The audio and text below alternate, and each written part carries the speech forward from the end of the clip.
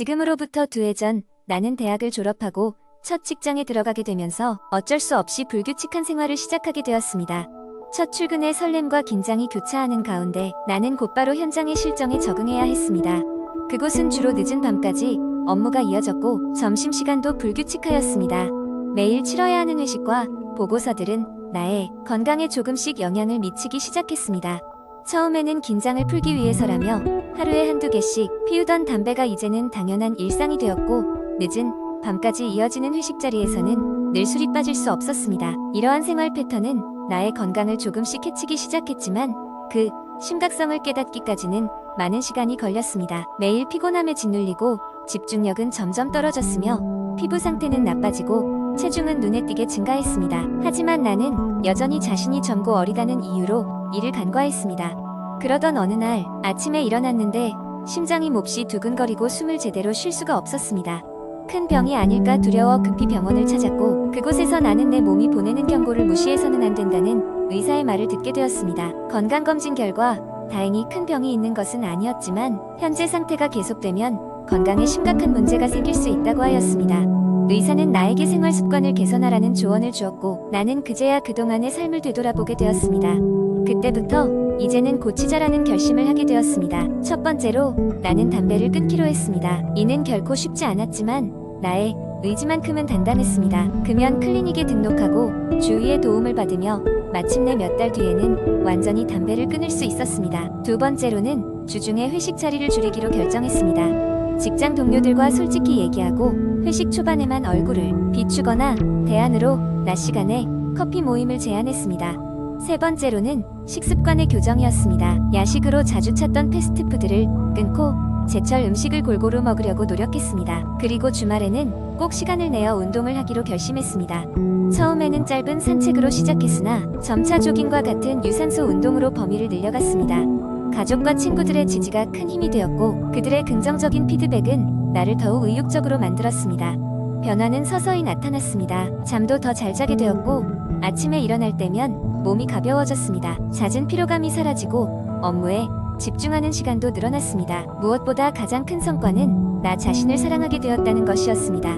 나의 건강을 지켜내고 한층 더 발전된 나를 만드는 계기가 되었습니다. 이제 나는 건강을 위한 노력이 얼마나 중요한지 그리고 그것이 단지 내 신체뿐만 아니라 정신에도 많은 긍정적인 영향을 미친다는 것을 잘 알고 있습니다. 건강에 해로운 생활습관, 이제는 고치자는 결심은 내 인생의 중요한 전환점이 되었고 앞으로도 계속해서 나의 건강을 지킬 수 있는 지침으로 남게 될 것입니다. 두 번째 이야기. 어느 바쁜 도시의 중심에서 빠르게 돌아가는 일상 속에 지쳐가는 한 사람이 있었다.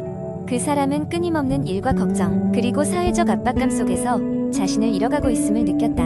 어느 날 그 사람은 우연히 근처 공원에서 산책을 하다가 오래된 나무 아래에서 명상하는 사람을 보게 되었다.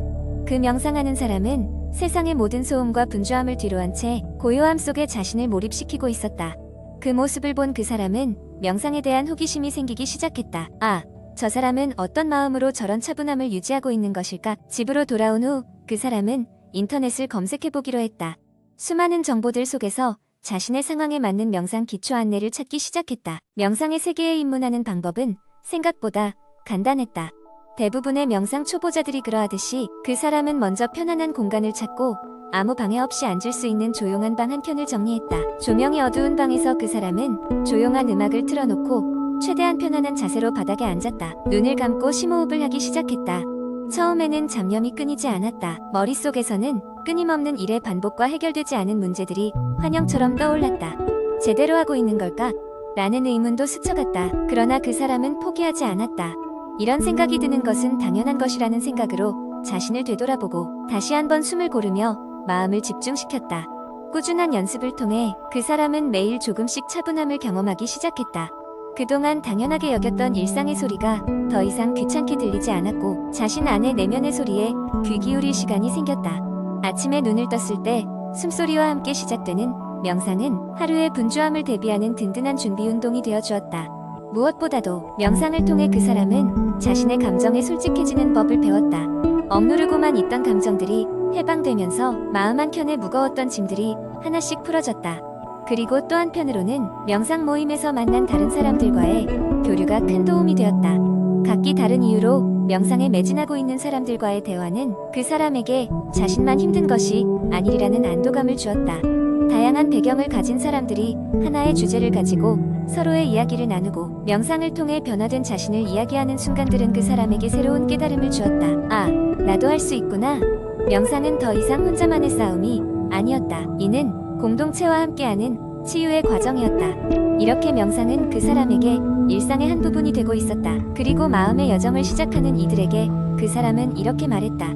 명상은 당신이 살아가는 데 있어서 중요한 도구가 될 수 있어요. 처음에는 어려울 수 있지만 포기하지 않고 천천히 꾸준히 하다 보면 스스로의 생각과 감정에 대한 자각을 넘어 진정한 내면의 평화를 찾을 수 있을 것입니다.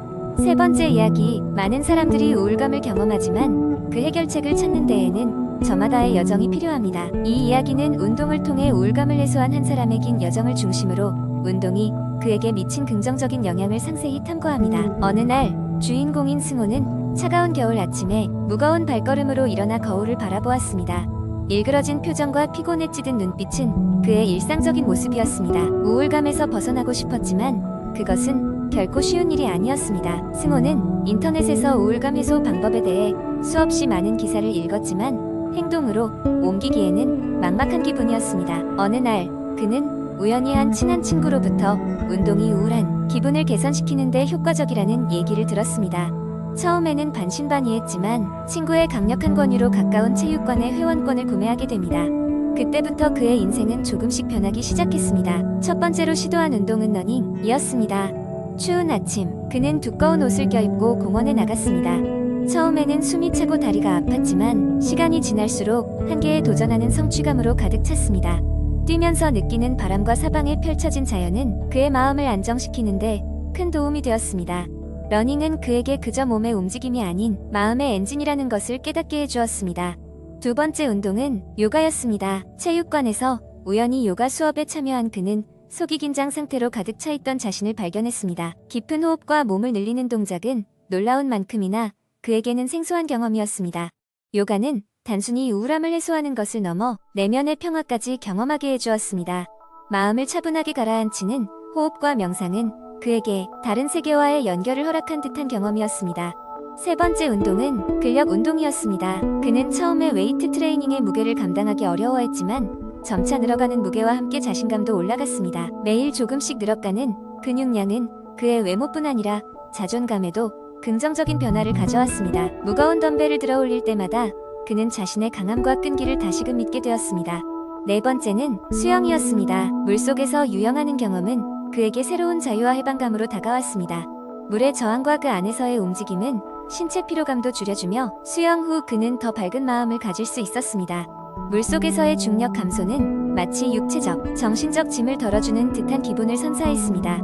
다섯 번째이자 마지막으로 댄스 운동을 선택하게 됐습니다. 처음에는 부끄러움 때문에 움직임이 경직되었지만 음악에 맞춰 춤을 추면서 점점 해방감을 느끼게 됩니다. 뒤늦게 알게 된 댄스 파트너들과의 장난스러운 경쟁은 그의 우울감을 완벽하게 잊게 해주었습니다. 이렇게 승호는 다양한 운동을 통해 자신의 상태와 감정을 정화하며 다시 삶의 활력을 찾았습니다. 그의 이야기는 운동이 단순한 신체 활동에 그치지 않고 내면의 치유와 더 나아가 삶의 질을 향상시키는 중요한 역할을 한다는 것을 알려줍니다.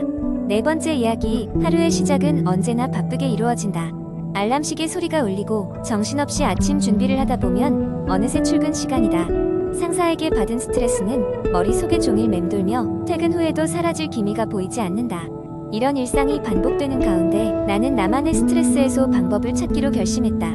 그러던 중 한 친구가 요가를 추천해 주었다. 처음에는 반신반의했지만 차분한 마음으로 요가 매트를 꺼내고 시작해보기로 했다. 첫 번째 자세는 아도 무카스바나사나, 흔히 다운독으로 알려진 자세였다. 이 자세를 할 때에는 손과 발로 바닥을 밀어내며 엉덩이를 하늘로 들어 올린다. 전형적인 하체 스트레칭으로 햄스트링과 종아리를 풀어주며 상체 근력을 키워주는 동시에 전신의 피로를 풀어준다. 자세를 유지하며 깊은 호흡을 하니 잠시 동안 머릿속이 맑아지는 듯했다. 두 번째로 따라해본 자세는 우타나사나 즉 서서 앞으로 굽히기였다. 이 자세는 의외로 마음의 긴장감을 해소하는 데 큰 효과를 주었다. 발가락 끝에서부터 몸을 구부리면서 상체를 다리에 가까이 붙이는 자세는 동시에 허리와 어깨의 스트레스를 상당 부분 줄여주는 느낌이 들었다. 이어진 자세는 스파인 트위스트, 스파이럴 트위스트였다. 이는 단순하지만 깊은 장점이 있는 자세로 앉은 자세에서 상체를 양옆으로 비틀면서 척추를 꼬아주었다. 이 과정은 내적 안정감과 함께 하체와 상체의 긴장 해소에 큰 도움을 주었다. 하루 종일 앉아서 일을 하다 보면 자연스럽게 몸 여기저기가 뻐근해지는데 이 자세가 그 문제를 해결해 주었다. 네 번째로 시도한 자세는 비파리타카라니 흔히 다리 올리기로 불리는 동작이었다. 벽을 이용하여 다리를 위로 올리는 자세는 정맥 순환을 도와 뭉친 다리를 풀어주었고 안정된 마음을 느끼기에 적합했다. 의자에 앉아있는 시간이 긴 나에겐 꼭 필요한 동작이었다. 마지막으로 크게 심신을 차분하게 만들어준 자세는 샤바사나였다. 사망자 자세라고도 불리는 이 자세는 단순히 누운 상태에서의 완전한 휴식이다. 처음에는 이 자세가 어려웠다. 움직이지 않고 마음을 조용히 하려니 여러 가지 생각이 떠올랐다. 하지만 잠시 후 호흡만으로 모든 것을 잊고 깊은 안정감을 찾을 수 있다는 것을 깨달았다. 이렇게 하루하루 요가 자세를 반복하다 보니 이전보다 스트레스가 사라지고 마음의 평화를 찾게 되었다. 바쁜 일상 속에서도 이제는 나 자신을 위한 작은 시간을 통해 내면의 밸런스를 맞추고 있다는 사실이 뿌듯했다. 몸과 마음을 건강하게 가꾸기 위해 시작한 요가는 이제 삶의 일부가 되었고 이를 통해 매일을 좀 더 활기차고 여유롭게 살고 있다.